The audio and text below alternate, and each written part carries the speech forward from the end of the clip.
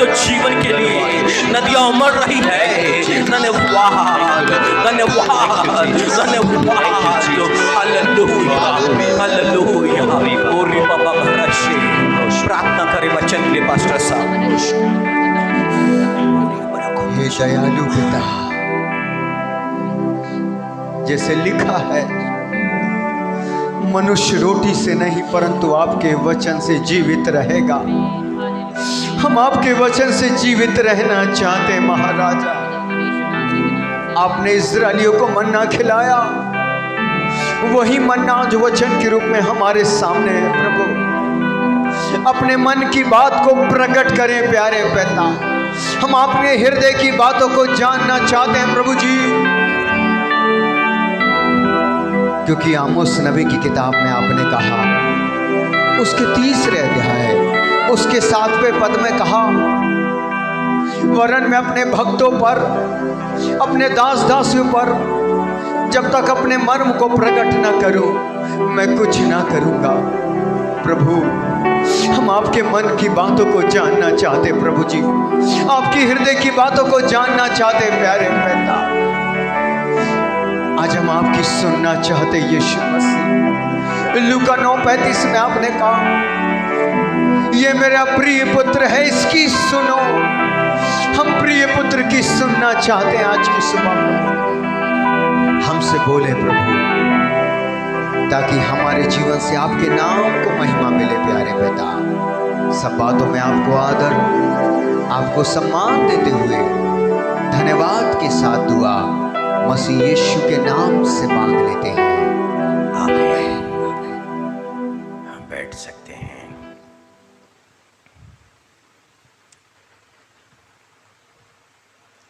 जब राज्यों का राजा, प्रभुओं का प्रभु यीशु मसीह हमारे बीच में आता है, तो उसके आदर में हम घुटने पे आए, खड़े हो जाएं, उसका सम्मान करें। पवित्र शास्त्र में यीशु मसीह ने थोमा से कहा, धन्य है वे जो बिना देखे विश्वास करते हैं। परंतु जब वो आता है तो एक हलचल मच जाती है, और वो हलचल इस बात का गवाह होता है कि यीशु मसीह हमारे बीच आ चुका है। जब उस पवित्र पर्वत पर वो आया ना यीशु मसीह, तो जो पहाड़ है बछड़ों के नाई उछलने कूदने लग गए। Hallelujah, hallelujah. परंतु इजरायली डर गए थे कि अब हम परमेश्वर का सामना ना करें, उसके दर्शन ना करें। परंतु उसने कहा था कि अपने इकलौते पुत्र यीशु मसीह को, मतलब तुम्हारे बीच में से एक भविष्यद्वक्ता उठेगा। अब वैसी हलचल तो नहीं, परंतु वहां हलचल होती है कि जब हाथ कांपने लगते हैं, इंसान रोने लगता है, शरीर में सिहरन सी दौड़ जाती है जैसे बर्फ रख दी गई है। ये हलचल इस बात का चिन्ह होता है कि यीशु मसीह हमारे बीच में आ चुका है। हाथ पैर कांपने लगे हैं, थरथराने लगे हैं। हालेलुया।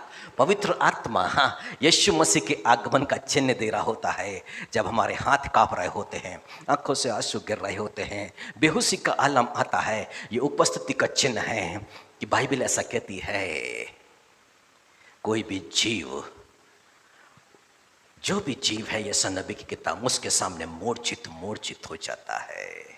हालेलुया। वो जब अपने स्वरूप में आ जाए, कोई भी उसके सामने ठहर नहीं सकता। जब मैंने उसके दर्शन को पाया था, घुटने पर था, पर फिर भी मैं गिर पड़ रहा था। मैं घुटने पर ठहर नहीं पा रहा था, मैं खड़े होकर उसका सामना नहीं कर पा रहा था, मैं गिर पड़ा, घुटने के बल आ गया। आप देखिए तो जितने भी प्रभु के दास, प्रभु के जो भी भविष्यद्वक्ता है, जब उसकी पवित्र उपस्थिति में आए, 40 दिन 40 रात मूसा दंडवत किए हुए परमेश्वर के आगे पड़ा रहा। हालेलुया। कोई नहीं है, 24 प्राचीन लगातार अपने मुकुट को रखते हैं और दंडवत करते हैं, सिर को जमीन पर रख देते हैं और उसकी आराधना करते रहते हैं। हालेलुया। हम यीशु की आराधना करना सीखें। यदि उससे कुछ पाना है सबसे ज़्यादा कि अनंत जीवन को पाना है, उसकी ब्लेसिंग्स को पाना है, तो उसकी जो आराधना है, भक्ति और भय सहित करना है। उसकी आराधना में यदि भय के साथ में नहीं आए, उसके आदर में यदि हम नहीं वो जो चाहता है किया, तो फिर वो भक्ति व्यर्थ हो जाएगी। हालेलुया। और इसलिए उसकी जब आराधना करें तो हम उसका आदर करें, पर जब उसकी स्तुति करें, दाऊद को जब वो वचन मिल गया तो वो परमेश्वर की स्तुति करने लग गया है। क्यों? क्योंकि जो 10 आज्ञा उसको मिल गई है, मंजूसा उसको मिल गई है। अब उसको मालूम है कि जिस घर में 3 महीने वो मंजूसा थी, वहां परमेश्वर ने आशीष देना शुरू कर दिया। अब परमेश्वर का वो वचन तो मुझे मिल गया है, अब वो वचन जो मिला है वो तो आशीष का कारण ठहरेगा, और इसलिए अब वो नाच रहा है। कपड़ों की शुद्धि नहीं है उसको, उसका सुटान उतरा जा रहा है, उतर जाए तो उतर जाए, नीच बनना पड़े तो बनना पड़े, परमेश्वर के आगे उसका वचन जब मिला है ना, आनंदित है, वो आनंदित है और ऐसा नाच रहा है, उसको किसी की भी शुद्ध नहीं है। जितना नीचे गिरूंगा पर अपने परमेश्वर के लिए मैं हालेलुया नाचूंगा। हालेलुया। वही आनंद हमारे अंदर में होना चाहिए। जब वचन को हम ग्रहण कर लेना तो अब आनंद मनाए, क्योंकि ये वचन उद्धार का कारण है, ये वचन चंगाई का कारण है। जिस काम के लिए भेजा है उस काम को अब ये वचन पूरा करेगा, क्योंकि यीशु मसीह ने कहा 6:63 यूहन्ना में, मैंने जो वचन तुमसे कहे वो आत्मा भी है और जीवन भी है। उस वचन को जब ग्रहण करेंगे तो आत्मा से भरेंगे, उस वचन को जब ग्रहण करेंगे तो जीवन भी प्राप्त करेंगे। क्योंकि मनुष्य एक घास की तरह है, घास फूस एक फूल की तरह है। जब परमेश्वर की श्वास चलती है ना, ये घास मुरझा जाती है। अब परमेश्वर कहता है ऐसा ही तो मनुष्य है, परंतु उसका वचन जो है सदा सर्वदा बना रहेगा। हालेलुया। इसका मतलब इस शरीर पर वचन आ गया ना, ये वचन ने इस शरीर पर अधिकार कर लिया ना, ये वचन ने स्वभाव पर अधिकार कर लिया ना, इस वचन ने इस शरीर को, इस स्वभाव को बदलना शुरू कर दिया ना, यीशु मसीह की इमेज में बदलना शुरू कर दिया ना। अब ये भी जो आत्मा है ना, इसके अंदर में ये भी अब अनंत काल तक बने रहेगी। और एक समय जब यीशु मसीह आएगा, ये देह भी मैं वापस पालूंगा, उस आत्मा के ऊपर में ये तंबू, ये घर वापस चढ़ा दिया जाएगा। परंतु अब जो तंबू, जो देह हमें मिलेगी वो अविनाशी मिलेगी। इसलिए तो वचन की भूख और प्यास होना चाहिए। वचन जब आया है तो आशीष को लेकर के आया है, वचन जब आया है उन्नति को लेकर के आया है, वचन जब आया है शांति को लेके आया है। मनुष्य अशांत कब रहेगा? लोग सोचते हैं बीमारी है, आर्थिक समस्या है, ये समस्या वो समस्या है, इसके कारण अशांति है। पर मैं आपको बताऊं मेरे प्रिय भाइयों और बहनों, मनुष्य के मन में अशांति कब है? जब परमेश्वर से उसका मेल मिलाप नहीं है, और पाप परमेश्वर से उस मनुष्य को दूर करता है। और जब परमेश्वर से मेल मिलाप हो जाता है, यानी कि पाप का अंश मनुष्य के स्वभाव से निकल जाता है, उसकी देह से, उसके प्राणों से निकल जाता है, तब वो परमेश्वर से मेल मिलाप हो जाता है। और जहाँ परमेश्वर से मेल मिलाप हुआ वहाँ शांति की स्थापना हो जाती है। जब भी मन अशांत हो जाए, आप समस्या से निकलने की कोशिश मत कीजिएगा, अपने उस गुनाह को देखिएगा, वचन का उल्लंघन को देखिएगा, पाप को देखिएगा, परमेश्वर से मांगिएगा।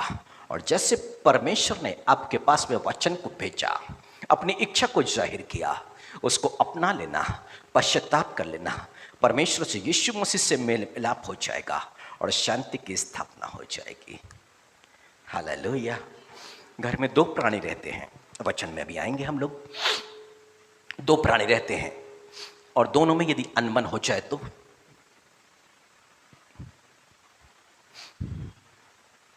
जिसको खाना बनाना है वो तो नहीं बनाएगा ना। अशांति हो गई है, मानसिक तनाव आ गया है, शांत बैठे हैं, मन गुस्से से भरा हुआ है, किसी से बात करने की इच्छा नहीं हो रही है। पर जब शांति आ गई तो, संडे का दिन है तो मसीह लोग तो बिना नॉनवेज के रह नहीं सकते ना।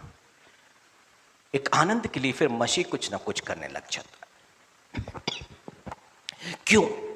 क्योंकि दो लोगों के बीच में शांति की स्थापना हो गई है, मेल मिलाप हो गया है, और इसलिए अब सब कुछ बेहतर है, अच्छा है। और मनुष्य शांति अभी मन के अंदर में किसी भी तरह का तनाव मौजूद नहीं है। आज अपन तनाव को दूर करेंगे। परमेश्वर का वचन आज बातें करेगा, वो यीशु है ना, वो बातें करेगा। तो आज आ जाइए यशायाह नबी 5वें अध्याय में 1 से लेके 7 तक में। और यहां से जाने के बाद भी इसको जरूर पढ़िएगा और प्रार्थना कीजिएगा। यहां पे लिखा दाख की बारी का गीत। अब मैं अपने प्रिय के लिए उसकी दाख की बारी के विषय में गीत गाऊंगा। एक अति उपजाऊ टीले पर मेरे प्रिय की एक दाख की बारी थी। उसने उसकी मिट्टी खोदी और उसके पत्थर बीनकर उसमें उत्तम जाति की दाखलता लगाई। उसके बीच में उसने एक गुम्मट बनाया और दाखरस के लिए एक कुंड भी खोदा। तब उसने दाख की आशा की, परंतु उसमें निकम्मी दाखें ही लगी। अब हे यरूशलेम के निवासियों और हे यहूदा के मनुष्यों, मेरे और मेरी दाख की बारी के बीच न्याय करो। मेरी दाख की बारी के लिए और क्या करना रह गया जो मैंने उसके लिए ना किया हो? फिर क्या कारण है कि जब मैंने दाख की आशा की तब उसमें निकम्मी दाखें लगी? अब मैं तुमको बताता हूं अपनी दाख की बारी से क्या करूंगा। मैं उसके कांटे वाले बाड़े को उखाड़ दूंगा कि वह चट की जाए, और उसकी दीवार को ढा दूंगा कि वह रौंदी जाए। मैं उसे उजाड़ दूंगा, वह ना तो फिर छाटी और ना खोदी जाएगी। उसमें भांति भांति के कटीले पेड़ उगेंगे। मैं मेघों को भी आज्ञा दूंगा कि उस पर जल ना बरसाए, क्योंकि सेनाओं के यहोवा की दाख की बारी तो इजराइल का घराना यानी कि मसीह लोग हैं, और उसका प्रिय पौधा यहूदा के लोग हैं। उसने उनमें न्याय की आशा की, परंतु अन्याय दिखाई पड़ा। उसने धर्म की आशा की, परंतु उसे चिल्लाहट ही सुनाई पड़ी। परमेश्वर एक पैराबल, एक दृष्टांत कह रहे हैं कि मैंने जमीन को साफ सुथरा किया, कंकड़ पत्थर बीन दिए, कटीली झाड़ियों को उखाड़ के अलग करके एक उपजाऊ भूमि बनाया। फिर वहां पर मैंने एक दाख की बारी को लगा दिया। अब दाख की बारी के लिए एक गड्ढा होता है कि अंगूर जब पकते हैं तो उस पर गिरते हैं, फिर अंदर वो जाके उसमें से जूस निकाल के उसको दाखरस दाख मधु में तब्दील किया जाता है। अब परमेश्वर कहते हैं कि मैंने अपने जो मसीही लोग हैं उनके लिए मैंने पूरी तैयारी करी। जमीन को मैंने साफ सुथरा किया, उपजाऊ किया, फिर उनको मैंने वहां पर रोपा। और रोपने के बाद अब मुझे उम्मीद थी कि ये जब बढ़ जाएगा, ये एक पौधे की तरह है, अभी जब बढ़ के पेड़ बनेगा तो एक अच्छे अच्छे फल ये देगा। परंतु परमेश्वर जिस उम्मीद से पानी बरसा रहा था, खाद को डाल रहा था, और जब वो बढ़ गए तो उसमें निकम्मी दाख लगी, मतलब किसी काम की नहीं थी। अब परमेश्वर को क्रोध आ गया है। अब परमेश्वर कहते हैं अब मैं क्या करूंगा, मैं बाड़ा हटा दूंगा। बाड़ा, अय्यूब के चारों तरफ से बाड़ा हटा दिया गया। शैतान ने उसको स्पर्श करना शुरू किया। सबसे पहली चोट, आर्थिक समस्या पैदा हो गई। दूसरी, उसके बच्चे मर गए। तीसरे, उसके नौकर चाकर भी मर गए हैं। चौथा, अब उसके शरीर पर बीमारियां आ गई हैं। अब पांचवा, उसके नाते रिश्तेदार सब दूर हो गए हैं, कौड़ी कौड़ी पाइप पाइप को मोहताज है। छठवां, उस पर से दुर्गंध आने लग गई है, कोई उसके पास भी नहीं आता। जो उसके कुत्ते के चराने के लायक नहीं समझता था, अब वो लोग उसकी हंसी उड़ाते हैं। एक समय वो सभा में जाता, लोग उसको देख करके खड़े हो जाते, उसका आदर सम्मान करते। बाड़ा हटाया गया और शैतान को अवसर मिल गया। परमेश्वर कब नाराज हो रहा है कि जब बाड़ा तभी तक है कि मनुष्य के चारों तरफ में, जब तक मनुष्य अच्छे अच्छे फलों को उत्पन्न करे। और जब मनुष्य ने फल को उत्पन्न करना बंद कर दिया तो परमेश्वर यहां प्रकट कर रहे हैं, मैं बाड़े को हटा दूंगा और मेघ को भी मैं आदेश दे दूंगा, आज्ञा दे दूंगा कि अब मैं यानी कि बारिश इनके ऊपर में आशीषों की बारिश अब नहीं होगी। मनुष्य को फलने फूलने के लिए जिस बारिश की आवश्यकता है वो बारिशें बंद कर दी जाएगी। अब परमेश्वर क्या कहते हैं, वो इजरायली हैं, वो यहूदा हैं, उसके प्रिय पौधा यानी कि आज के मसीह लोग हैं। परंतु ये तो परमेश्वर का क्रोध है कि बाड़े को हटा दूंगा। अब बाड़े को हटाएगा तो जंगली जानवर आके चट कर जाएंगे, सब कुछ बर्बाद करेंगे, मतलब कि शैतान की सेना। परंतु आज एक मन फिराव के साथ हम प्रभु यीशु मसीह की इच्छा को जान करके इस बाड़े में सुरक्षित बने रह सकते हैं। ये जो बाड़ा हमारे चारों तरफ में है, यीशु मसीह जो हमें सुरक्षा प्रदान करता है, उस बाड़े में बने रहने के लिए हमें करना क्या है, बस आत्मिक फलों पर मनन चिंतन, आत्मिक फलों को लेकर के प्रार्थना, आत्मिक फल हम उत्पन्न करें, इसके लिए लगातार प्रार्थना, हमें सुरक्षा मिलती रहेगी, पानी मिलता रहेगा, खाद मिलता रहेगा। परंतु एक वृक्ष है, अंजीर का एक वृक्ष है, लूका के सुसमाचार के अंदर में, वो बड़ा ढीठ है, वो बड़ा हठी है, उसको पानी तो दिया जा रहा है, खाद तो डाली जा रही है, परंतु वो फल को उत्पन्न नहीं कर रहा है। अब यीशु मसीह अपने चेलों को बता रहे हैं, पहले तो उन्होंने कहा मन नहीं फिराओगे तो तुम भी ऐसे ही नाश हो जाओगे। कैसे नाश हो जाओगे कि सिलो की मीनार गिरी, 18 लोग दब करके मर गए हैं, 18 लोग दब के, एक एक्सीडेंट हुआ उसमें मर गए। पर कौन मर गया है, जो वचन को सुन करके मन फिराने को तैयार नहीं हो रहा है। ऐसे ही एक्सीडेंट कोई स्कूटर से, कोई कार से, या फिर कोई बीमारी से, हालेलुया। और प्रभु बचाना चाहता है, परंतु वो प्रकट कर रहा है यीशु मसीह कि मीनार गिरी, एक एक्सीडेंट होता है और मनुष्य मर जाता है। पर दूसरा कि वहां पर एक दंगा कहे या गलीली को क्या किया, पिलातुस ने मारा है, उनके लहू को बलिदान के लहू के साथ मिला के बहा दिया है। मतलब कुछ ऐसी घटनाएं जहां पर मनुष्य की मृत्यु हो जाती है, मतलब कुछ ना कुछ कारण से अपने जीवन से वो हाथ धो बैठेगा। अब यीशु मसीह कहते थे तुम मन नहीं फिराओगे, पर एक बात और भी कहते हैं, क्या ये लोग ज्यादा पापी थे? पाप कम या ज्यादा उससे मायने नहीं रखता, कौन व्यभिचार किया वो मायने नहीं रखता, कौन मूर्ति पूजक है वो मायने नहीं रखता, कौन झूठ बोला। एक जगह मूर्ति पूजक व्यभिचारी है, एक जगह झूठ बोलने वाला, हाँ दोनों की सजा एक ही है, आग की झील। परमेश्वर की दृष्टि में दोनों ही एक पाप है, बस दोनों ही मृत्यु के लायक है।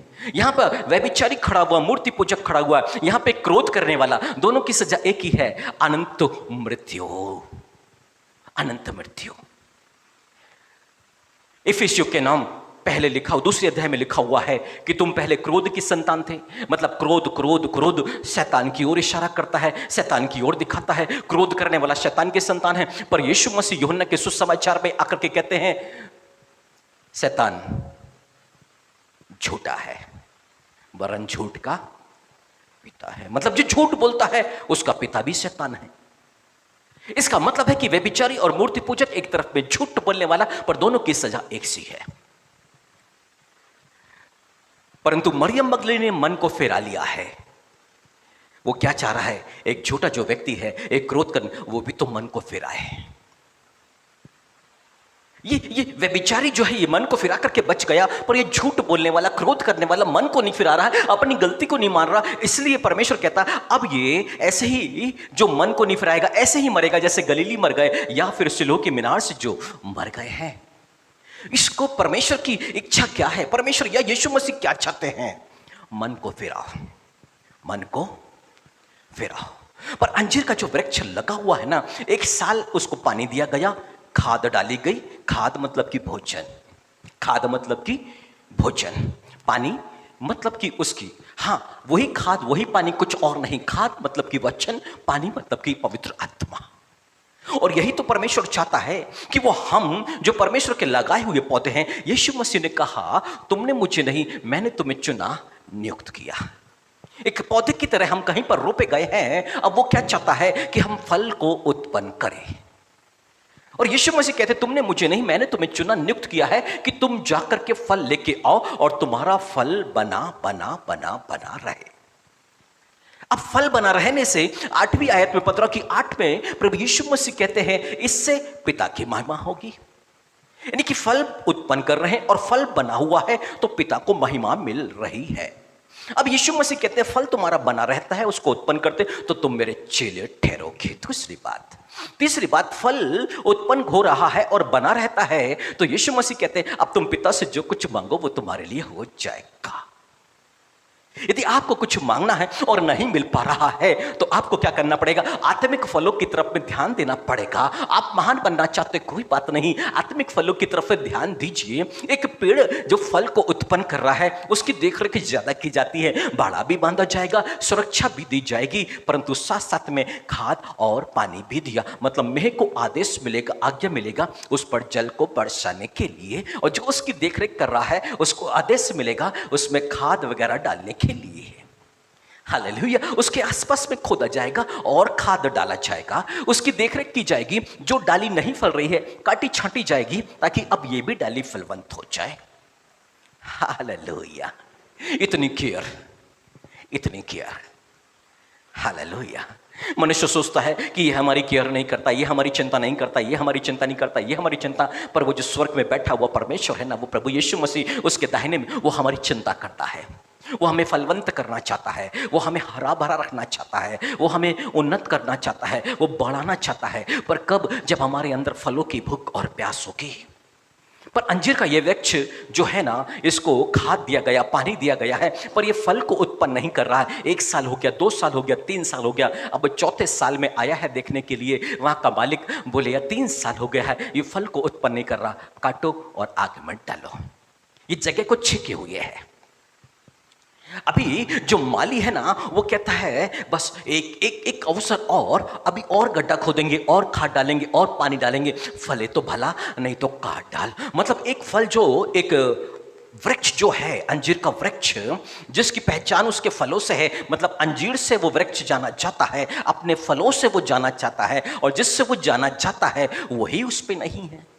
हम मसीह लोग पवित्र आत्मा के 9 फलों से ही पहचाने जाएंगे और कोई नाम से नहीं। मेरा नाम लॉरेंस डिसूजा है, ये नाम मेरी पहचान नहीं, ये संसार के लिए है, परंतु वास्तव में मेरी पहचान, यदि पवित्र आत्मा के फल नहीं, मैं वास्तव में मसीही नहीं हूं। मसीह, पवित्र आत्मा के फलों का होना ज्यादा जरूरी है, और तभी वो मसीही कहलाएगा, यीशु मसीह का चेला कहलाएगा।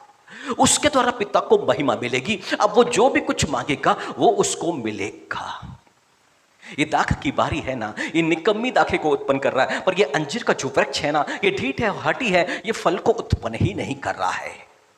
ये खारा है, पीरा है, इसका मतलब ये चर्च जाता है, आता है, वचन को सुनता है, पवित्र आत्मा में अच्छा है, आराधना में है, परंतु जो लाइफ जो जी रहे हैं वहां पर पवित्र आत्मा का फल मौजूद नहीं है।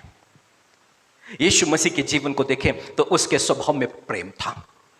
बाइबल ऐसा बताती है जब यीशु मसीह हमारे लिए मरा ना, तब वो हमारे लिए अपने प्रेम को प्रकट कर रहा था। बाइबल ऐसा कहती है जब हम पापी ही थे तब यीशु हमारे लिए मरा।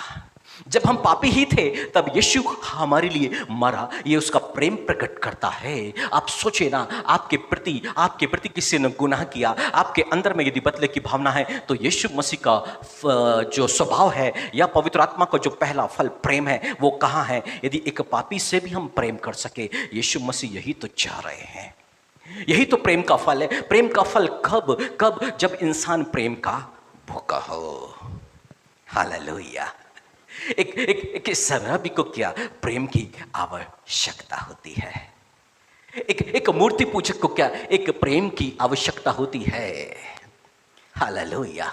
परंतु किसका प्रेम चाहिए उसको? ईश्वरीय आज्ञा पे प्रेम चाहिए, संसार का गलत प्रेम नहीं जो शरीर तक सीमित रहता है, स्वभाव स्वार्थ तक सीमित रहता है। परमेश्वर का आज्ञा पे प्रेम यानी कि निस्वार्थ प्रेम। हालेलुया। यदि यीशु मसीह लाजर के घर में जाया करते, उसकी बहन मरियम मगदलिनी पूरे शहर में बदनाम है, क्योंकि वह व्यभिचारिणी है, गलत रिश्ते पालती रहती है, कभी किसी से रिश्ता, कभी किसी से रिश्ता, कभी किसी। पर यीशु मसीह ने जाना वहां नहीं छोड़ा। क्यों? क्योंकि वो पापियों का मित्र कहलाया ना। क्यों? क्योंकि वो पापियों को बदलने के लिए आया है। हालेलुया। लोगों ने कहा वो पियक्कड़ के साथ खाता पीता है, वो पापियों के साथ बैठता है, वो मूर्ति, वो व्यभिचारी के साथ खाता पीता है। बोले हाँ, उनको वैद्य की आवश्यकता है। यीशु मसीह का प्रेम कहां प्रकट हो रहा है? हाँ, यीशु मसीह संयम है, पवित्र आत्मा के फलों से भरे हुए। संयम मतलब दाढ़ी नोची गई, चांटा मारा गया, थूका गया, बता तू भविष्यवक्ता है तो तुझे किसने मारा? यीशु मसीह मन शांत है, शांति में है, क्रोध नहीं आ रहा है, क्रोध नहीं आ रहा, शांत है, शांत।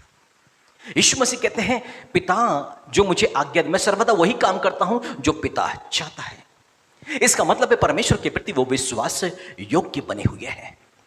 यीशु मसीह के अंदर पवित्र आत्मा का फल आनंद है। क्यों? क्योंकि चेले जब दुष्ट आत्मा को निकाल के आए तो यीशु मसीह पवित्र आत्मा में होके आनंद से भर गए। हालेलुया। दूसरों की उन्नति से, दूसरों की सफलता से यदि आनंद नहीं आ रहा तो वास्तव में पवित्र आत्मा के फल आनंद में नहीं है। याकूब और यूहन्ना जब सामरियों के देश में गए हैं ना, तो उनको पैर रखने के लिए जगह नहीं मिली है। वापस बोले अपने गधे पर बैठो और वापस जाओ, यहां पैर मत रखना। वो गुस्से में आ गए। यीशु मसीह से बोले तू बोल तो हम पिता से प्रार्थना करें, आग गिरे और ये देश जो है भस्म हो जाए। यीशु मसीह ने कहा तुम जानते नहीं कैसी आत्मा के हो। यीशु मसीह विनम्र बने हैं, वो क्रोधी बने हुए हैं। प्रेरितों के काम 10वें अध्याय में लिखा हुआ है यीशु मसीह को परमेश्वर ने पवित्र आत्मा की सामर्थ्य से परिपूर्ण किया कि वो भलाई करता फिरता। हालेलुया। हमारे पास भी तो कुछ ना कुछ उसने दिया है कि हम भलाई करते फिरें। कुछ ना कुछ तो है हमारे पास भलाई करने के लिए, यानी कि भलाई पवित्र आत्मा का फल है। यदि यीशु मसीह का चरित्र देखे, स्वभाव देखे तो पवित्र आत्मा से लदा हुआ, पवित्र आत्मा से भरा हुआ, पर अंजीर का वृक्ष उस पे फल नहीं उत्पन्न हो रहे हैं। वो जगह को घेरे हुए परमेश्वर का क्रोध है। एक और अंजीर का वृक्ष है जो धोखा देने वाला अंजीर का वृक्ष है। आज से पिछले इतवार और उसके पहले इतवार में हम विश्वास योग्यता फल पर बात कर रहे थे। परमेश्वर ने इसी पर अगुवाई करी थी और उसमें सिखाया गया था आकाश के पक्षी यानी कि कौवे को देखो, वो विश्वास योग्य।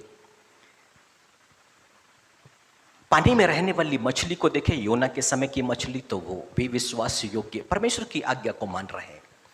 जमीन में रेंगने वाला छोटा सा कीड़ा, वो भी विश्वास योग्य, परमेश्वर ने आज्ञा दी, उसने उस बेल को काटा। यानी कि परमेश्वर चाहता था कि इनसे सीखो, देखो ये लोग कैसे विश्वास योग्य हैं। आज परमेश्वर चाहते हैं हम पेड़ों से सीखें कि जिस पेड़ ने फलों को उत्पन्न नहीं किया तो क्या किया जाता है, और जिस पेड़ ने फलों को उत्पन्न किया है उसके साथ क्या किया जाता है। हालेलुया। एक धोखा देने वाला अंजीर का वृक्ष है। यीशु मसीह जा रहे हैं, उसे भूख लगी है, और एक अंजीर का वृक्ष दिखाई दिया यीशु मसीह को। उस पे हरे हरे पत्ते थे, पर पास में जब पहुंचा ना, उसमें फल थे ही नहीं। अब यीशु मसीह को नाराज, गुस्सा, क्रोध आ गया, आज से तेरा कोई फल ना खाए। क्यों? उसमें फल नहीं थे इसलिए नहीं, इसलिए कि वो वृक्ष धोखा दे रहा था। फल नहीं है, वो खोदेगा, खाद डालेगा, पानी डालेगा, फलवंत करेगा। क्रोध इसलिए है कि उस पर फल नहीं, वो धोखा दे रहा है। क्यों? अंजीर का वृक्ष इस संसार में कैसा वृक्ष है? पहले फल आते हैं, फिर पत्ते आते हैं। हम समझ पा रहे हैं, पहले फल आता है, फिर पत्ते आते हैं। फल तो आए नहीं, पत्ते आ गए। जिससे उसकी पहचान है वो था ही नहीं उसमें, और बस बिना अंजीर के वो अंजीर का वृक्ष खड़ा हुआ था। यीशु मसीह भूखा और प्यासा था। वो आता है मसीहों के पास, कभी उसको प्रेम की आवश्यकता होती है, कभी शांति की आवश्यकता होती है, कभी भलाई की आवश्यकता होती है, कभी विनम्रता की आवश्यकता होती है, कभी दीनता की आवश्यकता होती है, कभी विश्वास योग्यता की आवश्यकता होती है। एक ही पेड़ के पास कौन व्यक्ति आता है जो भूखा होता है, फल को तोड़ता और खाता है ताकि अपनी भूख को समाप्त कर सके। वो फल का जो आकर्षण है उसको खींचता है कि ये फल अच्छा लग रहा है, इसे खाने की उसकी इच्छा होती है, इसलिए लोग उस पेड़ के पास में आते हैं। हालेलुया। और यीशु मसीह ने कहा इन छोटे से छोटों के लिए जो कुछ तुमने किया वो वो मेरे लिए किया। यदि संसार के लोग इस फलों से तृप्त हो पा रहे हैं तो हम यीशु के लिए कर पा रहे हैं। हालेलुया। और यीशु मसीह यही श्राप दे रहे हैं उस अंजीर के वृक्ष को। पत्ते तो आ गए थे पर उस पर फल नहीं आया था। यीशु मसीह ये दिखाना और बताना चाहते हैं कि देखो, मसीह लोगों का जीवन ऐसा नहीं होना चाहिए। इसका मतलब हमें प्रार्थना करने की आवश्यकता है कि प्रभु, वो जो अंजीर का वृक्ष है ना, 3 साल से जगह को घेरे हुए था, उस पर फल नहीं आ रहे थे, हमें वैसा नहीं प्रभु जी, हमें फलवंत तो बना दे तू। पवित्र आत्मा के 9 फलों से हम भर जाएं प्रभु जी। प्रभु जी, ऐसा नहीं कि हम लोगों को धोखा दें कि हम मसीही हैं, मसीही, पर वास्तव में हमारे फलों से पहचान हो सके। हमें वो पवित्र आत्मा के फल रहे प्रभु जी, ताकि हम तेरी परमेश्वर की महिमा कर सके, यीशु मसीह की महिमा कर सके। हाँ प्रभु जी, हमें तू ऐसा बना, तेरी महिमा के लिए हम फल को उत्पन्न करना चाहते हैं। तेरे चेले ठहरने के लिए हम पवित्र आत्मा के फलों को उत्पन्न करना चाहते हैं। हम प्रार्थना योद्धा बनने के लिए कि जब भी हम आए अपने हाथों को फैलाएं, हमें वो वस्तुएं मिल जाएं, हम जिसके लिए प्रार्थना करें वो प्रार्थना पूरी हो जाए। इसलिए हम पवित्र आत्मा के फलों से भरे रहना चाहते हैं, लदे रहना चाहते हैं। आज वो उन्नति देना चाहता है, यानी कि फलवंत करना चाहता है। और इसलिए वो 3 घटनाओं से बता रहा है कि उस लुका में जो अंजीर का वृक्ष देख लो, वो कठोर, ढीठ और हड्डी बना हुआ था। वो खाता पीता सब कुछ है पर फलों को उत्पन्न नहीं करता है। परंतु एक और अंजीर का वृक्ष मरकुस 11वीं अध्याय में, वो धोखा देने वाला अंजीर का वृक्ष है। यीशु मसीह चाहते हैं ऐसे भी ना बनो, और वो जो लुका में अंजीर का वृक्ष है वैसे भी ना बनो, ना कि ढीठ, ना हटी और ना धोखा देने वाले, परंतु कैसे बनो, विनम्र बनो, फलों को उत्पन्न करने वाले, और ऐसे फल जिससे कि लोगों को फायदा पहुंचे। Hallelujah, hallelujah. शास्त्री और फरीसी बपतिस्मा लेने लग गए। यूहन्ना बपतिस्मा देने के वाले के पास में आए और बपतिस्मा ले रहे थे, और यूहन्ना ने उनसे कहना शुरू किया, देखो, मन फिराव के योग्य फल ले आओ ना। अब बपतिस्मा लेने से कुछ नहीं होगा। बपतिस्मा तो मन फिराव है कि भाई अब पाप नहीं करेंगे, अब यीशु मसीह में डूब का बपतिस्मा, अब हमने नया जीवन पा लिया है, अब सब कुछ मसीह यीशु में जो है, अब वो नई सृष्टि है, नया स्वभाव है, अब पवित्र आत्मा अधिकार, अब पवित्र आत्मा के 9 फल, बस ऐसा ही हमारा आचरण हो जाएगा। अब यूहन्ना यही कहता है, अब मन फिराव के योग्य फल लेकर के आओ ना। अब ये मत सोचो कि तुम अब्राहम के वंशज हो, अब ये मत सोचो कि हम मसीह परिवार में पैदा हो गए, हम डिसूजा परिवार में, हम चार्ल्स परिवार में, हम मैथ्यू परिवार में पैदा हो गए, हम ईसाई हो गए। यीशु मसीह कहते हैं अब ये मत सोचो। यूहन्ना कहता है अब ये मत सोचो, परमेश्वर ना पत्थरों से भी अब्राहम के लिए संतान उत्पन्न कर देगा। यदि तुमको वास्तव में मसीह बनना है तो पवित्र आत्मा के फलों को उत्पन्न करना है। नाम रखने से ईसाई नहीं हो जाएंगे, ना हम आपका कुछ भी हो उससे फर्क नहीं पड़ने वाला, पर वास्तव में मसीह बनना है तो पवित्र आत्मा के फलों की आवश्यकता होगी। और यूहन्ना ने कहा, अपने अपने मन में यह ना सोचो कि हमारा पिता अब्राहम है, क्योंकि मैं तुमसे कहता हूं कि परमेश्वर इन पत्थरों से अब्राहम के लिए संतान उत्पन्न कर सकता है। पर चेतावनी, अब कुल्हड़ा पेड़ों की जड़ पर रखा हुआ है, इसलिए जो पेड़ अच्छा फल नहीं लाता वह कट्टा और आग में झोंका जाता है। जो पेड़ फल नहीं लाता, अच्छा फल नहीं लाता, निकम्मी दाखें नहीं, अच्छा फल नहीं लगता, यानी कि क्रोध था, अब विनम्रता आ जाना चाहिए, अब दीनता आ जाना चाहिए। पहले आज्ञाकारिता में नहीं थे, अब आज्ञाकारी में आ जाना चाहिए। हालेलुया। मतलब जिसको जो वचन दिया गया स्मरण कीजिए ना, आपने वो काम करना नहीं शुरू किया है अभी। इसको विश्वास योग्यता बोलते हैं। कोई आर्थिक समस्याओं से जूझ रहा है, उसको दिया गया था कि दिया करो तो तुम्हें दिया जाएगा, वो आशीषित नहीं हो रहे हैं। क्रोध करने वालों को वचन दिया गया था 5:22, कचहरी में दंड के योग्य, आज भी क्रोध दूर नहीं हो पा रहा है। मन फिराव के योग्य फल, क्रोध दूर करके विनम्र, दिया करो तो तुम्हें दिया जाएगा, आज्ञाकारिता में विश्वास योग्यता में आगे बढ़ने की आवश्यकता है। हालेलुया। यानी कि विश्वास योग्यता नहीं, वो फल नहीं है। और वो प्रभु यीशु मसीह क्या चाह रहे हैं कि हम फलों को उत्पन्न करें। कई लोगों को वचन दिया गया, जो बुराई का खोजी होता है उस पर बुराई आ पड़ती है। कई लोगों को वचन दिया गया कि अपने जीभ को न तो बुराई के लिए और निंदा करने के लिए दो, सिर्फ आशीष देने के लिए हम अपनी जीभ, अपने ओठों का इस्तेमाल करें। क्यों? क्योंकि हम आशीष की वारिस होने के लिए बुलाए गए हैं। सरदीस की कलीसिया को जो वचन दिया गया वो नहीं मान रही थी। अब यीशु मसीह ने प्रकाशित वाक्य में प्रकट किया, देखो ये कलीसिया जो जीवित तो कहलाती पर है मरी हुई, क्योंकि जो सौंपा गया था उसको पूरा नहीं किया गया। यानी कि जो वचन सौंपे गए सरदीस की कलीसिया को, वो उसको मानने को तैयार नहीं। अब वो मरने है। अब बाइबल में ऐसा लिखा, यीशु मसीह ने कहा अभी मन को फिरा ले। और नहीं तो यीशु मसीह क्या करेंगे? यदि वो मन को फिरा लेते हैं तो श्वेत वस्त्र पहने हुए वो घूमेंगे, स्वर्ग में घूमेंगे, मतलब अनंत जीवन में। हाँ, उसके वचन को सुन करके, मन को फिरा करके उसका पालन करने के लिए। यानी कि हमें ये संसार और संसार की बातों से थोड़ा हटना पड़ेगा। अपने लिए बड़ा पद, बड़ा सम्मान, अच्छी नौकरी, और बढ़ना अभी नहीं करे तो कब करेंगे, अभी नहीं कमाए तो कब कमाएंगे, समय जाता जा रहा, समय जा, ऐसी सोच से बाहर तुम्हें यूं ही दिया जाएगा। आपको तो आत्मिक फलों की चिंता करना पड़ेगा। हालेलुया। यानी कि अपने आप को संसार में झोंकने की आवश्यकता नहीं है। और जब हमने अपने आप को संसार में झोंकने की कोशिश करी, संसार के अनुसार पद, मान और सम्मान पाने की कोशिश करी, संसार की अभिलाषा को पूरी करने की कोशिश करी, तो फल उत्पन्न करने वाला मनुष्य अब फल उत्पन्न नहीं कर पाएगा। और ऐसा ही हो रहा है न्यायों की किताब 9वीं अध्याय के अंदर में ही। गिदोन के एक तरफ पे 70 बेटे हैं और एक तरफ में एक उसकी रखेल है, उससे एक बेटा है और उसका नाम है अबीमेलेक।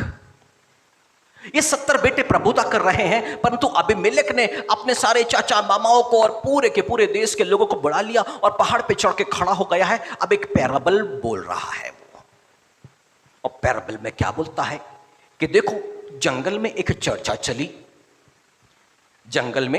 चली, पेड़ों, सारे पेड़ वृक्ष इकट्ठे हो गए और आपस में मिले। ये बाइबल में है, मैं नहीं बोल रहा हूं, न्यायों की किताब में है और ये 9वीं अध्याय 1 से लेकर 15 तक में है।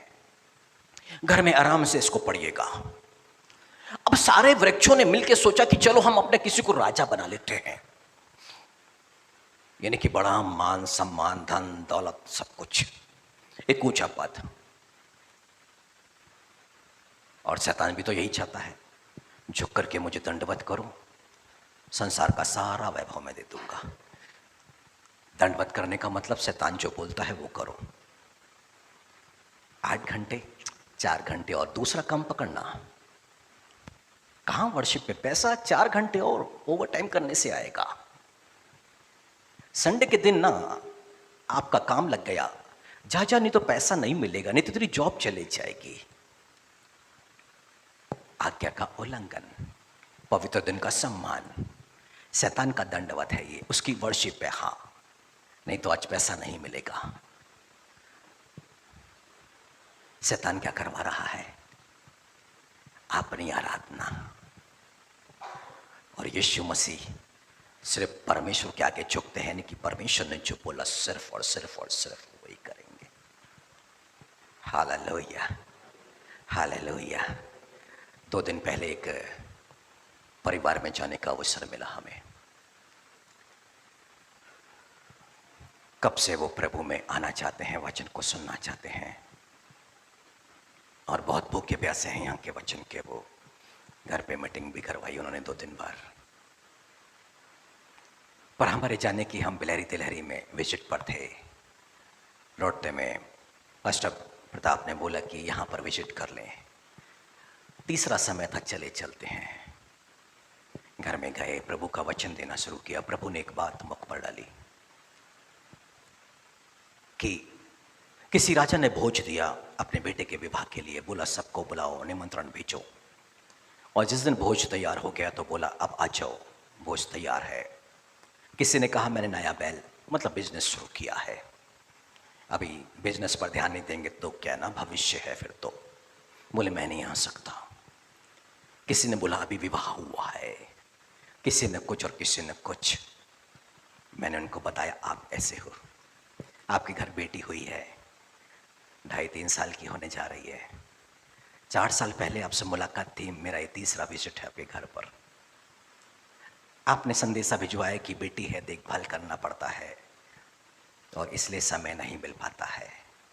प्रभु ने एक वचन डाला, जो अपने माता पिता, भाई बहन, बेटा बेटी को मुझसे ज़्यादा प्रेम करता, मेरे योग्य नहीं। आप यीशु के योग्य नहीं हो। यीशु ने आपका तिरस्कार कर चुका है। आशीष पाना चाहते हो तो आ जाना, और नहीं पाना चाहते हो तो मेरी तरफ से कोई जोर जबरदस्ती नहीं है। स्पष्ट संदेश है, स्पष्ट संदेश है प्रभु की तरफ से। मेरे प्रिय भाई और बहनों, परमेश्वर का वचन ऐसा ही है। और न्यायियों की किताब के अंदर में जब वृक्ष निकले हैं, अपने लिए राजा खोज रहे हैं, एक अंजीर के वृक्ष के पास में पहुंच गए। अंजीर के वृक्ष से बोला, तू हमारा राजा बन जा। अंजीर का वृक्ष बोला, ना बाबा ना, मैं जो उत्पन्न करता हूं ना, अंजीर मनुष्यों को लाभ पहुंचता है। मैं यदि राजा बन गया तो ये काम वो काम, इसको देखो इसको देखो, ये करो वो करो। वो राजा के पास में बहुत से काम होते हैं, मैं फल को उत्पन्न नहीं कर पाऊंगा। मेरे को दूर रखो इससे। मैं जो उत्पन्न कर रहा ना वो ठीक है। प्रभु क्या चाहते हैं? हम इस पेड़ से सीखें, सारे संसारिकता को छोड़ के सिर्फ फलों पर ध्यान दें, पवित्र आत्मा के 9 फलों पर। अब सारे वृक्षों को तो मना हो गया, अंजीर ने हाथ छोड़ दिए। अभी आगे बढ़े, जैतून के वृक्ष के पास में गए। जैतून के वृक्ष को बोले, तू हमारा राजा बन जा। जैतून का वृक्ष बोला, मुझसे जो चिकनाई निकलती है, जो तेल निकलता है, वो परमेश्वर के भी काम आता, अभिषेक के काम आता है। और मनुष्यों के भी, जब बच्चा होता है तो जैतून का तेल, ऑलिव ऑयल इस्तेमाल करते हैं मालिश के लिए ना। बोले मनुष्यों के भी काम आता है और परमेश्वर के अभिषेक के लिए भी। मैं अपनी चिकनाई नहीं छोड़ूंगा। राजा बन गया तो मैं फल पर ध्यान नहीं दे पाऊंगा, मैं जो उत्पन्न करता हूं उस पर ध्यान नहीं कर पाऊंगा। मैं राजा नहीं बनूंगा। मुझे महान नहीं बनना है, मुझे ऊंचा पद नहीं चाहिए, महान सम्मान नहीं चाहिए, धन दौलत नहीं चाहिए। मुझे तो सिर्फ जिस काम के लिए इस पृथ्वी पर रखा गया है वो काम पूरा करना है। और यीशु मसीह कहते हैं, मैंने तुम्हें नियुक्त किया, तुमने मुझे नहीं, मैंने तुम्हें नियुक्त किया है। जाके फल लेके आओ। अंजीर का वृक्ष ईमानदार है, अपने फल को उत्पन्न कर रहा है। जैतून का वृक्ष ईमानदार है, अपने फल को उत्पन्न कर रहा है। ये दोनों ने मना कर दिया, पर ये और आगे बढ़े हैं। एक दाख के पास में चले गए, अंगूर की एक बेल के पास में पहुंच गए। अंगूर की बेल से बोला, अब तू तो हमारा राजा बन जा। अंगूर के उस बेल ने बोला, ना बाबा ना, हाँ, इससे तो मनुष्य को लाभ होता है। मैं अपने फल को कैसे छोड़ूं? यदि मैं राजा बन गया, अपने फल को मैं उत्पन्न कहीं करूं। ये 3 पेड़ क्या कर रहे हैं? कोई मान सम्मान, पद, लोभ, लालच के पीछे नहीं भाग रहे हैं ये लोग। ये तो सिर्फ इतना जानते हैं कि जिस काम के लिए हमारी नियुक्ति हुई है, जिस काम के लिए रोपा गया है, जिस काम के लिए यहां पर लगाया गया है, हमें दूसरों की भलाई के लिए है कि हम जो उत्पन्न कर रहे हैं उसको उत्पन्न करते रहें, हमारा फल बना रहे और लोगों को लाभ और लाभ और लाभ मिलता रहे। Hallelujah, hallelujah. यदि हम इस संसार के काम में व्यस्त हो जाते हैं, हम फलों को उत्पन्न नहीं कर पाते हैं। हालेलुया। कुछ काम ऐसे होते हैं जो अंदर में फ्रस्ट्रेशन को उत्पन्न करते हैं, जैसे चिड़चिड़ापन भी आता है और क्रोध भी आता है। और मनुष्य क्या करता है? अपने स्वभाव को, यानी कि विनम्रता को छोड़ के क्रोध करने लग जाता है। कहीं मनुष्य को कुछ फायदा दिख रहा है, 10-20 हजार का, 1000 रुपए का भी फायदा दिखता है, तो वो धन की सेवा में लग जाता है कि 2 घंटे काम किया या 5 घंटे, वो परमेश्वर की वर्शिप छोड़ के वो 4 घंटे 1000 रुपए के लिए या 2-4 हजार रुपए के लिए वो सेवा कर देगा, परंतु वो परमेश्वर की सेवा नहीं करेगा। क्योंकि 23-25 में परमेश्वर ने एक प्रॉमिस भी किया है, जो मेरी उपासना, मेरी आराधना करेगा उसके अन्न जल पर आशीष दूंगा, आर्थिक रूप से आशीषित करेगा। Hallelujah, hallelujah. वो परमेश्वर क्यों एक व्यक्ति के जीवन पर उन्नति देना चाहता है, पर कब देना चाहता है? जब उसके अंदर में फल बना रहे। वो फल नहीं है तो कुल्हाड़ा पेड़ की जड़ पर रखा हुआ काटा जाएगा, पर यदि वो फल दे रहा है, और खाद और पानी और खाद और पानी, वो और हरा भरा होगा और उसकी ऊंचाई बढ़ते जा रही है, और ज्यादा फल उस पर उत्पन्न हो रहे हैं। क्योंकि वो ध्यान रख रहा है कि अभी 5 फल उत्पन्न होते थे, चलो इसकी यहाँ पे छटाई कर दो, अब 10 हो गए, अब 20 हो गए, अब 50 हो गए। मतलब अब उसके द्वारा ज्यादा लोगों की भलाई हो रही है, ज्यादा लोगों को फायदा पहुंच रहा है। ये 3 वृक्षों ने तो हाथ जोड़ दिए, हमें राजा नहीं बनना है, परंतु एक चौथा पेड़ आ गया है और उसका नाम है झड़बेरी का पेड़। झड़बेरी। अब इससे बोले तू हमारा राजा बन जा। बोले ठीक है, मैं राजा बनूंगा, मैं राजा। अब यदि मुझे राजा बनाना चाहते हो तो कान खोल के एक बात सुन लो, सबके सब मेरे नीचे आ जाओ। अब मैं राजा हूं और जो नहीं आएगा मुझ में से आग निकलेगी और पूरे जंगल को भस्म कर दूंगा। मतलब हम तो डूबेंगे और तुमको भी। मतलब जिसके कोई फल उत्पन्न नहीं होता, मनुष्य से कोई लाभ नहीं पहुंचता, मनुष्य को कोई लाभ नहीं पहुंचता है, उसकी डाली भी आपस में टकरा जाए तो चिंगारियां निकलेगी और जंगल में आग लग जाएगी। अब वो उसका कहना ये है। इसका मतलब है परमेश्वर ये दिखाना और बताना चाहते हैं हमें झड़बेरी की तरह नहीं बनना है कि हम दूसरों पर प्रभुता करने की सोच के सत्य में आगे बढ़े। हमारे अंदर में यदि एक परिवार के अंदर में देखो तो पति को प्रधान माना गया है, पत्नी को उसकी सहायक के रूप में, कि अब घर परिवार को चलाने में, आगे की प्लानिंग में उसको सहायता करनी है। सहायक शब्द आया, हेल्पर। पर अधिकतर घरों में देखो तो स्त्रियां प्रभुता अधिकारी बनके, अब जो कुछ होगा मेरे मन से होगा, मेरे मन से एक पिन भी यहां से वहां नहीं होगा। 2-4 हजार कमा करके कोई घर का मालकिन नहीं बन सकता। हां, जो परमेश्वर ने आपके हाथों में दिया ये परमेश्वर का नियम, उसके राज्य का नियम है, उसके राज्य का नियम है। बच्चे अपने माता पिता पे प्रभु, यशायाह नबी में लिखा है, हां यही तो लिखा है 4:12 में आ जाइएगा।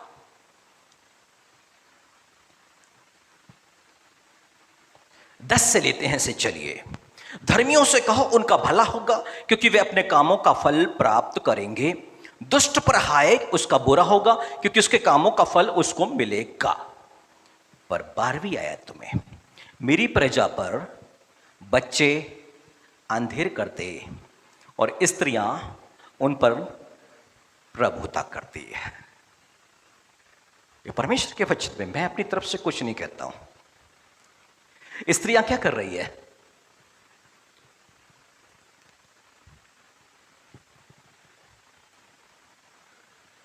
प्रभुता कर रही हैं, प्रभुता। और बच्चे क्या कर रहे हैं? अंधेर, अत्याचार। माँ बाप का आदर करना चाहिए, अधीन। एक बार कुछ बोला गया तो तुरंत उससे उनकी आयु बढ़ेगी, आशीषित हो जाएंगे। जो माँ का आदर करता वो धन का संचय करता, जो पिता का आदर करता वो आयु को बढ़ाता। 2 ब्लेसिंग्स माँ बाप का आदर करने से है, हम समझ पा रहे हैं। परंतु बाइबल कहती है बच्चे अंधेर, अत्याचार करते हैं अपने माता पिता पे, अपने शब्दों के माध्यम से, अपने रहन सहन के माध्यम से। और इसका मतलब है कि एक सही फल उत्पन्न नहीं हो रहा है। झड़बेरी, कटीली झाड़ियां, जिससे लोगों को सिर्फ नुकसान और नुकसान और नुकसान पहुंचेगा। परंतु बाइबल ऐसा कहती है कि परमेश्वर अच्छी जमीन को साफ सुथरा करेगा, पत्थर को बिनेगा और उत्तम जाति की दाखलता को लगाएगा और एक गुम्बद भी बनाएगा, कुंड भी खोदेगा। पर वहां पर उससे कुछ उम्मीद है, कुछ फलों की उम्मीद है, और वो कुछ फल चाहता है। झड़बेरी की पेड़ की तरह नहीं, जो कुछ उत्पन्न नहीं कर रहा है, बस प्रभुता और प्रभुता और प्रभुता। मतलब कि अब वो जो कुछ भी बोले बस वही मानना है, पर उसके परिणाम आगे चल करके अच्छे नहीं होने वाले हैं, बहुत बेहतर रिजल्ट्स उसके नहीं आने वाले हैं। यदि देखा जाए तो उसके बाद के जो रिजल्ट्स हैं सब खतरनाक है, सब बिगड़े हुए, सब खराब है। घर का माहौल खराब, ऑफिस का माहौल खराब, सब जगह खराब खराब खराब। परंतु परमेश्वर हमारा शांति का परमेश्वर है। वो क्या चाहता है? घर पर भी शांति हो, ऑफिस में भी शांति हो और कलीसिया पर भी शांति हो। इसका मतलब है वो शांति के फल से भरना चाहता है कि सब आपस में एकजुट मिले रहे, प्रेम बना रहे और सब शांति में रह सके। हालेलुया। इसका मतलब है ये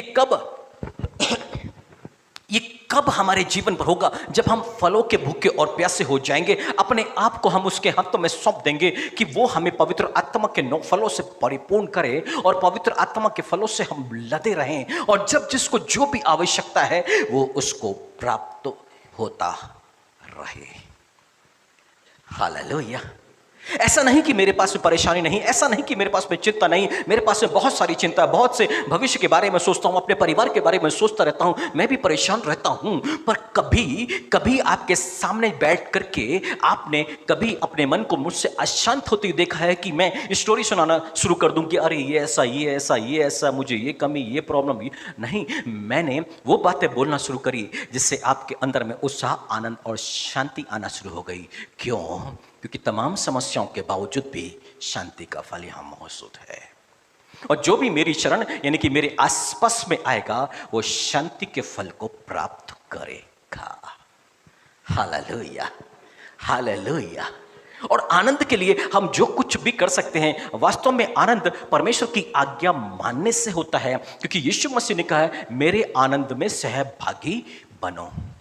और जैसे हम यीशु मसीह की आज्ञा को मानना शुरू करते हैं, वैसे ही हमारे अंदर में आनंद आना शुरू होता है। ये फलों को प्राप्त करने का तरीका है। और बाइबल कहती है इन पेड़ों से सीखो, इन्होंने फलों को नहीं त्यागा है। झड़बेरी जो कुछ उत्पन्न ही नहीं कर रहा है, पर उसकी सोच क्या है? मतलब जो फल को उत्पन्न नहीं करता है उसकी सोच क्या होती है? जिसमें पवित्र आत्मा के फल मौजूद नहीं है उसकी सोच क्या है?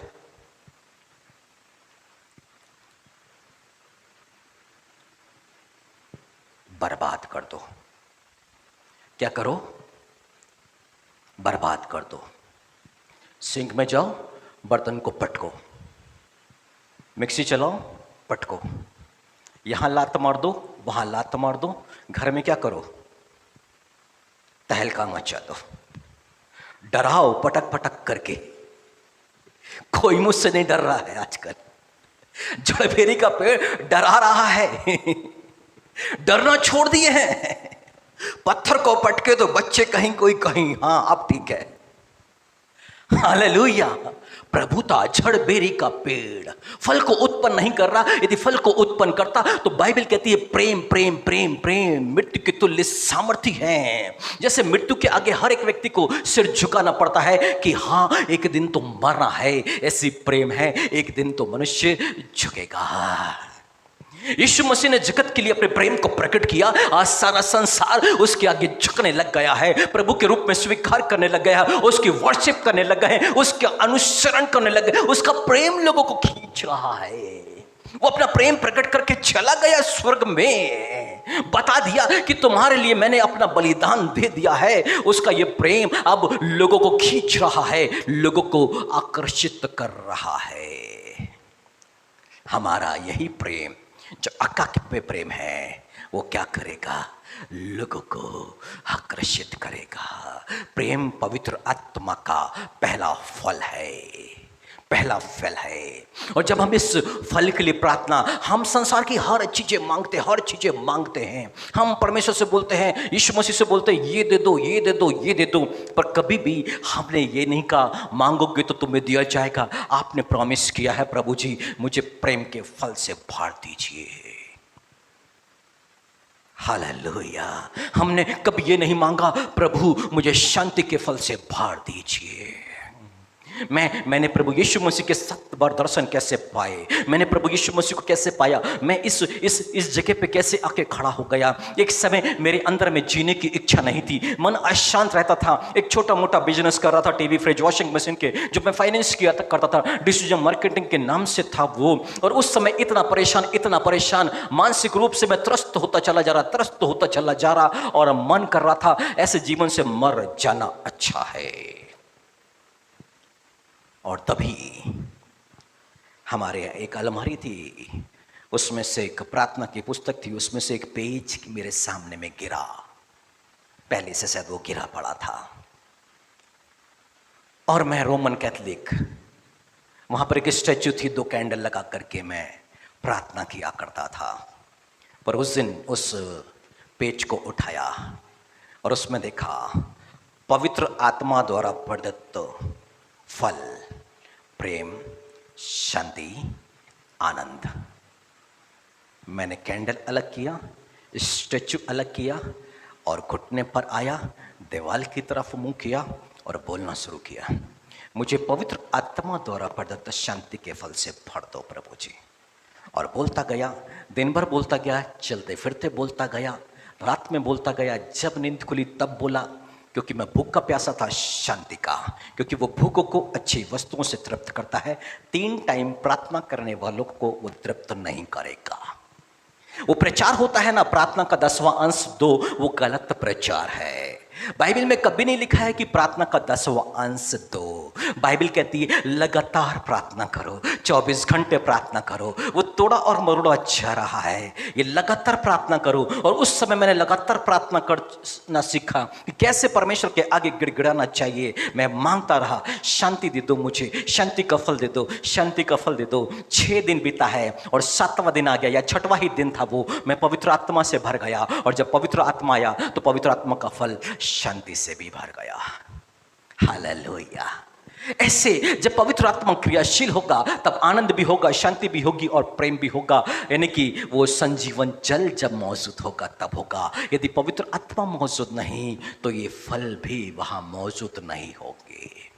हालेलुया। जो धन की सेवा में लगेगा वो पवित्र आत्मा को शोकित करेगा, पवित्र आत्मा को बुझा देगा। ऐसा नहीं कि परमेश्वर धन देना नहीं चाहता, वो सुख के लिए बहुत तायस से देना चाहता, ऐसा ही लिखा है। सुख के लिए बहुत तायस से देना चाहता है, ऐसा ही लिखा है। तुम्हारी जरूरत के लिए तुम्हारे पास में बहुत कुछ, सब कुछ हो, यही लिखा है कुरिन्थियों में, यही लिखा है तीमुथियुस में। वो देना चाहता है, पर कब? उसकी वर्शिप, उसकी आराधना करके। वो कहता है ये पृथ्वी भी मेरी और पृथ्वी के पशु पक्षी सब मेरे हैं, अब मैं जिसे चाहता हूँ उसको देता हूँ। अब ये सब कुछ मैंने राजा नबूकदनेस्सर को दे दिया है। ये पृथ्वी पर अधिकार परमेश्वर ने बेबीलोन के राजा नबूकदनेस्सर को दे दिया। जो अन्य जाति बेबीलोन का राजा है, जो शैतान का साम्राज्य कहलाता है, वो बेबीलोन का राजा नबूकदनेस्सर परमेश्वर की सेवा कर रहा था। परमेश्वर जो चाहता वो कर रहा था और परमेश्वर ने पूरी पृथ्वी उसके अधीन में डाल दिया। हम तो परमेश्वर के संतान हैं, यदि उसकी सेवा करें तो वह हमारे लिए क्या ना करेगा। हालेलुया। पर वो क्या चाहता है? हमारे जीवन पर उन्नति। और उन्नति कैसे? हम पवित्र आत्मा के फलों के लिए प्रार्थना करें, निकम्मी दाखों को उत्पन्न ना करें, झड़बेरी के पेड़ की तरह ना बने, लूका के अंजीर के वृक्ष की तरह ना बने जो ठीठ हटी और घमंडी है, कुछ उत्पन्न नहीं कर रहा है। या मरकुस 11 के अनुसार वो अंजीर का वृक्ष ना बने जो फल उत्पन्न ना करके लोगों को धोखा दे रहा है। पर न्यायों की किताब में वो अंजीर का वृक्ष बने जिसने राजा बनने से इनकार कर दिया। मैं तो अपने फल को उत्पन्न करूंगा, राजा का पद मुझे नहीं चाहिए है। हालेलुया। गिदोन से एक गलती हुई थी, जानते हैं क्या है? गिदोन युद्ध जीत करके आ गया और युद्ध जीत के आने के बाद में एक गुनाह वो कर बैठा। और वो गुनाह ये था कि लोगों ने उससे बोला तू हम पर राज्य कर, हम पर प्रभुता कर। इसने बोला नहीं, मैं प्रभुता नहीं करूंगा, बस परमेश्वर ही करेगा। एक अच्छा काम किया। पर दूसरा गुनाह उसने क्या किया? हम प्रीस्ट लोग जो सुटान पहनते हैं ना, व्हाइट कलर का, वो सुटान सोने का बनवा दिया उसने और मंदिर में उसकी स्थापना करवा दी। अब लोग किसकी वर्शिप करेंगे? सुटान की। सबसे सोना चांदी मांग लिया उसने और सोना चांदी का उसने सुटान बनवा दिया और सोना का बनवा के उसको रख दिया, स्थापित करवा दिया। बस उसके पतन का कारण बना। उसी का ये बेटा अब ये दृष्टांत कह रहा है, अंजीर, दाख की बारी, दाख, इस तमाम बातों को दिखा करके वो बोल रहा है। हालेलुया। दिखा करके वो बोल रहा है कि ऐसे झड़बेरी के जैसे नहीं, बल्कि अंजीर, दाख और जैतून की तरह है, जो लोभ लालच पद का नहीं, बल्कि सिर्फ फल फल फल को उत्पन्न करने के लिए अपनी सोच में स्थापित करें। और सिर्फ जिस बात की हमारी नियुक्ति की गई है, यीशु मसीह ने कहा तुमने मुझे नहीं, मैंने तुम्हें चुना और नियुक्त किया है कि तुम जाके क्या लाओ? फल लेके आओ। हालेलुया। हमारी नियुक्ति को समझ करके हमें फल को उत्पन्न करना होगा। आइए हम लोग आराधना में चलें। अपने स्थान पर हम खड़े हो सकते हैं।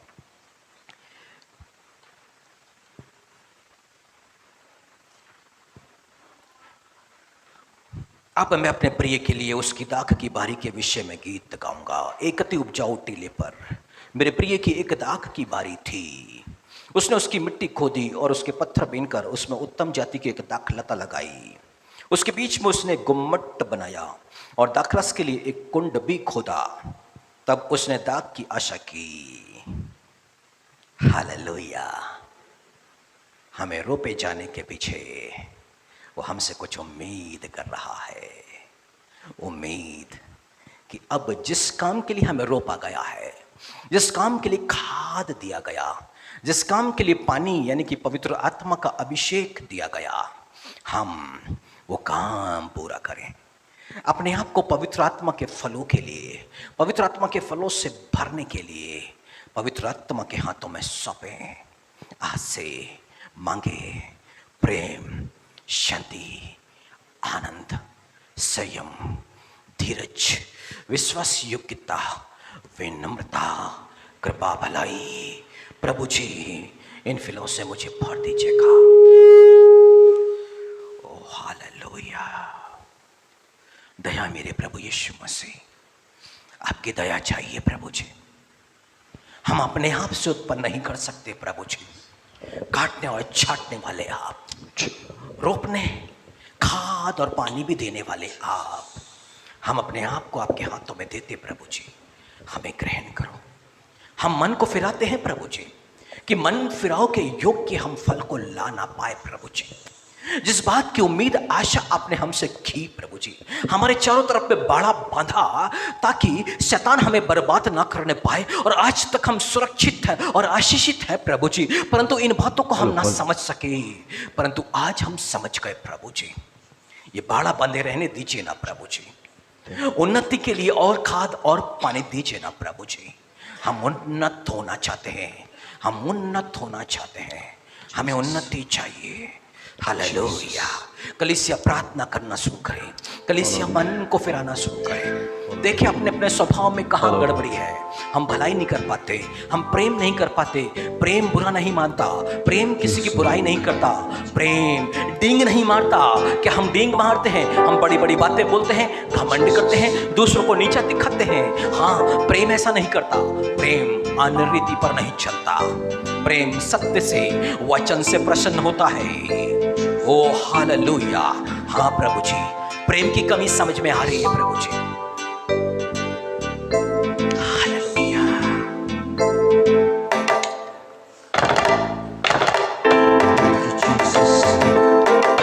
Hallelujah Jesus.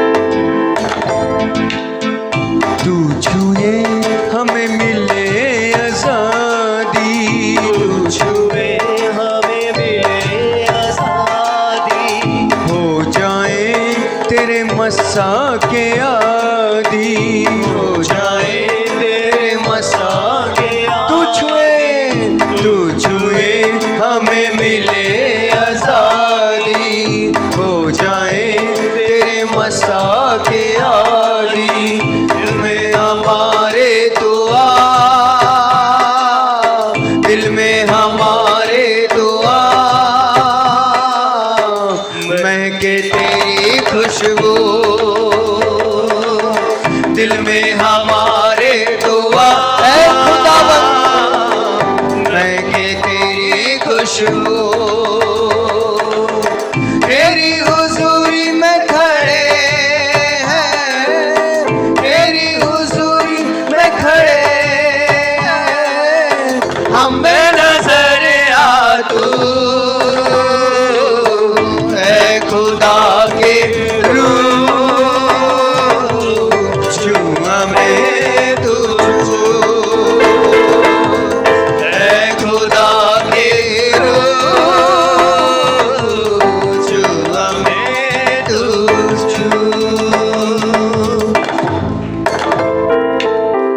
क्योंकि लूका की सुसमाचार 18वें अध्याय उसके 38 और 39 पद में आपने कहा प्रभु जी और 41 पद में आपने बरतुलमई से कहा मैं तेरे लिए क्या करूं और बरतुलमई ने कहा मैं देखना चाहता हूं प्रभु जी और बरतुलमई देखने लगा मेरे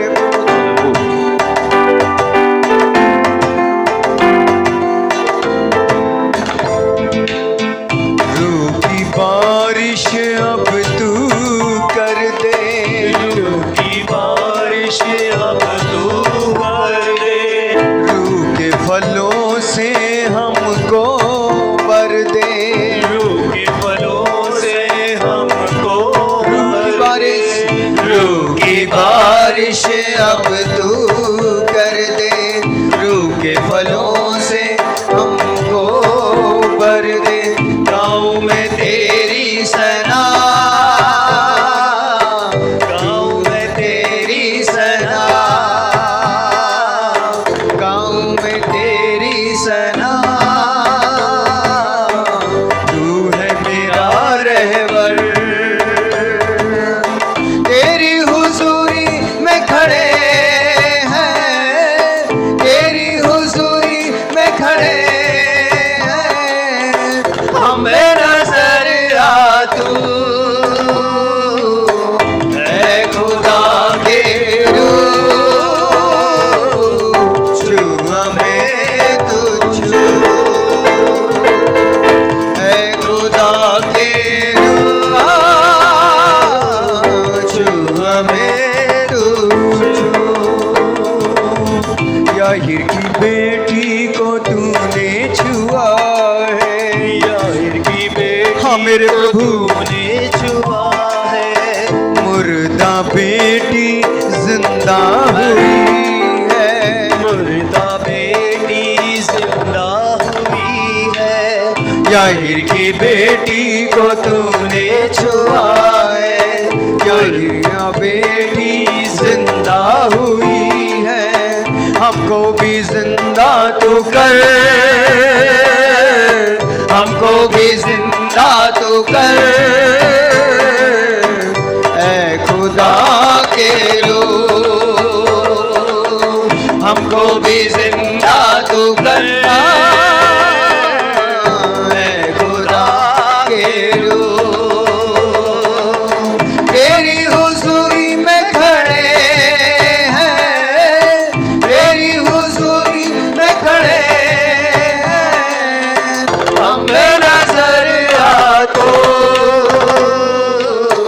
ऐ खुदा के रूह छू हमें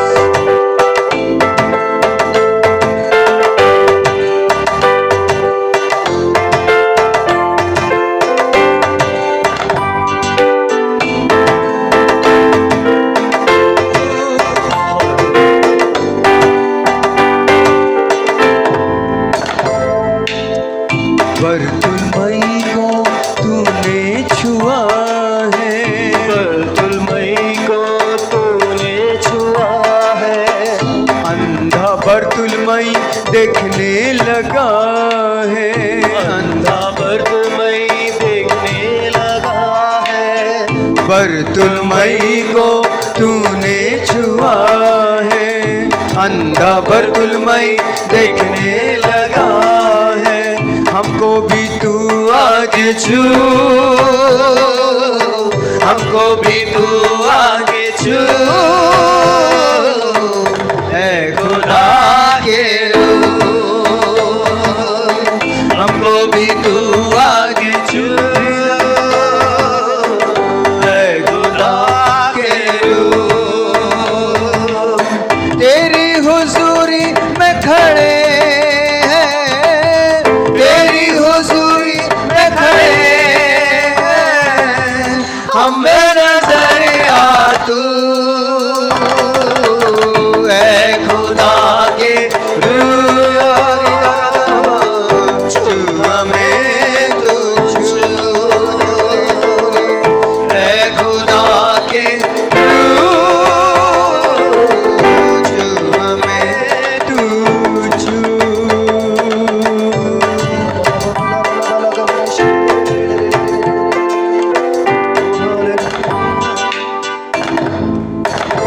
जैसा कि वचन में लिखा है, जब तक आत्माओं पर से हम पर न उठेगा चाहिए और जंगल फलदायक बारी ना बने और फलदायक बारी फिर बन ना देनी चाहिए।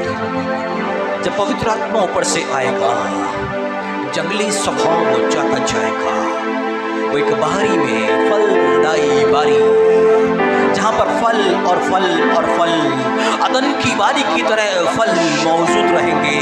और जब फल मौजूद रहेंगे तो लिखा है वहाँ बारी में धर्म रहेगा और धर्म का फल शांति भी रहेगा और उसका परिणाम सदा का चैन निश्चित रहना है। परमेश्वर पवित्र आत्मा उंडेलने पर है, हमारे मन को वो बदल पवित्र आत्मा के फलों से भरना चाहता है। पवित्र आत्मा हम पर अब आने जा रहा है, हम उसे रिसीव करें, रिसीव करें। हालेलुया। रूह की बारिश स्वागत प्रभु जी।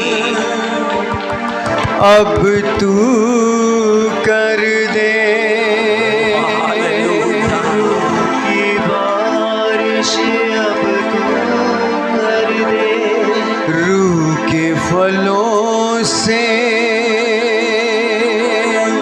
हमको भर दे, रूह के फलों से हमको भर दे,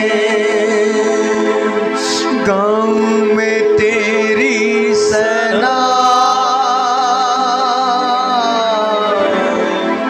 तू है मेरा रहबर,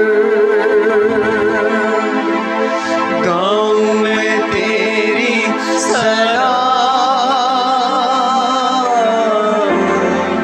तू है मेरा रहबर, तेरी हुजूरी में खड़े हैं, तेरी हुजूरी में खड़े हैं, हमें नजर आ तू,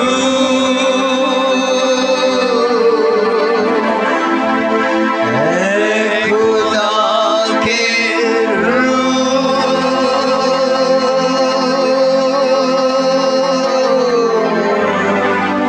छू हमें तू छू, ऐ खुदा के छू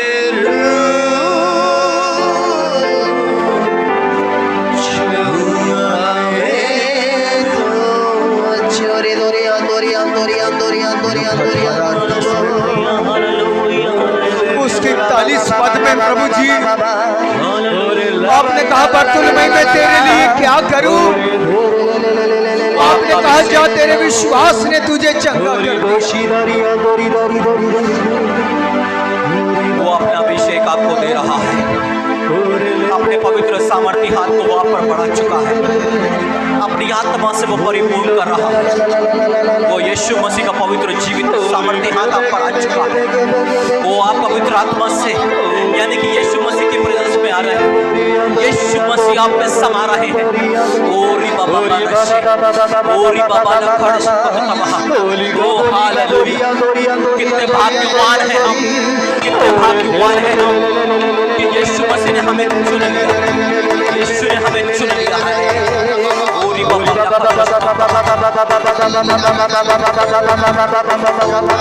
आइए दाऊद के समान अपने तालियों को बजा कर उसकी स्तुति करें। हालेलुया।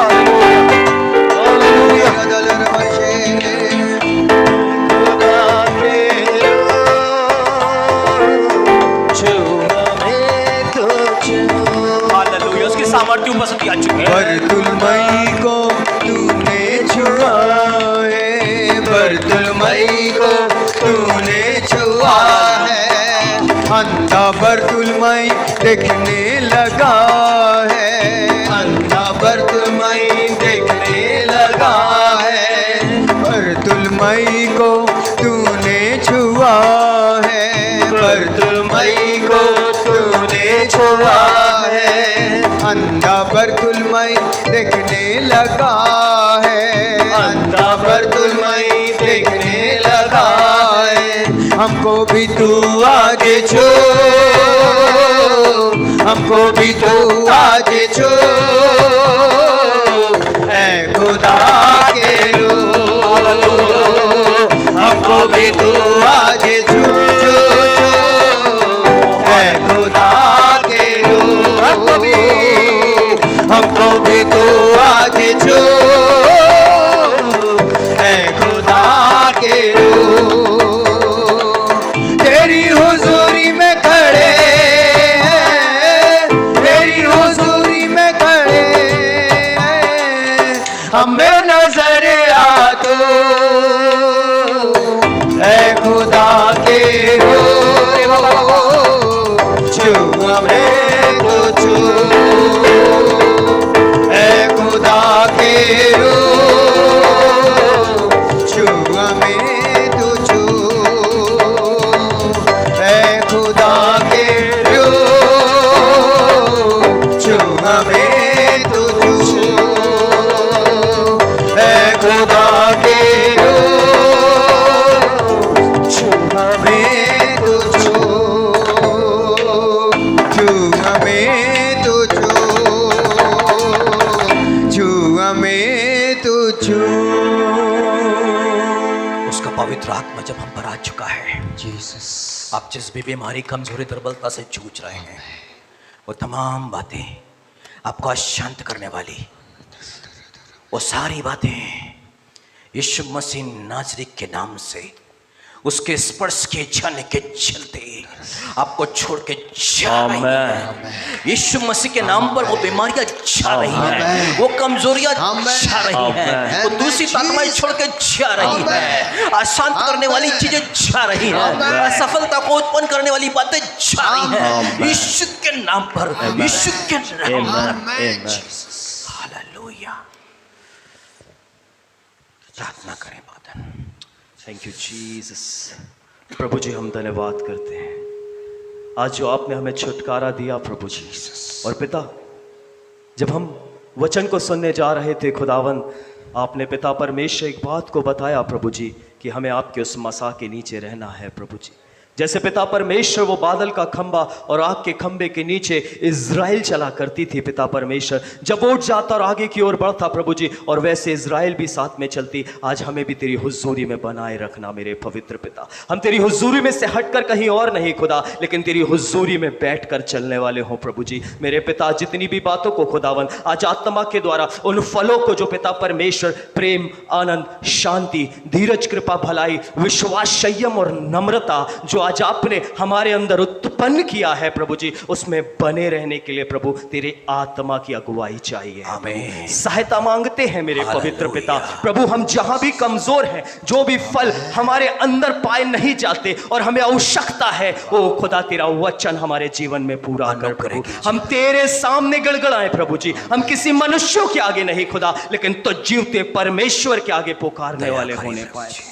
तेरी दया चाहते हैं आज इस वचन के साथ प्रभु, हमने 100 गुना फल को लेकर आने का हमें कारण बनाना मेरे पिता। सारा आदर और जलाल आपको देते और दुआ को धन्यवाद के साथ यीशु नाम में मांगते हैं। आमीन आमीन। आइए हम वही प्रार्थना करें जो प्रभु यीशु मसीह ने हमें सिखाई। हे हमारे पिता, आप जो स्वर्ग में हैं, आपका नाम पवित्र माना जाए, आपका राज्य आए, आपकी इच्छा स्वर्ग में पूरी होती है वैसा ही इस पृथ्वी पर भी पूरी हो। हमारे दिन भर की रोटियां जैसे हमने अपने अपराधियों को क्षमा किया वैसे आप हमारे अपराधों को क्षमा करें। हमें परीक्षा में परंतु बुराई से बचा, क्योंकि राज्य, पराक्रम और महिमा सदा आपकी है। आमीन।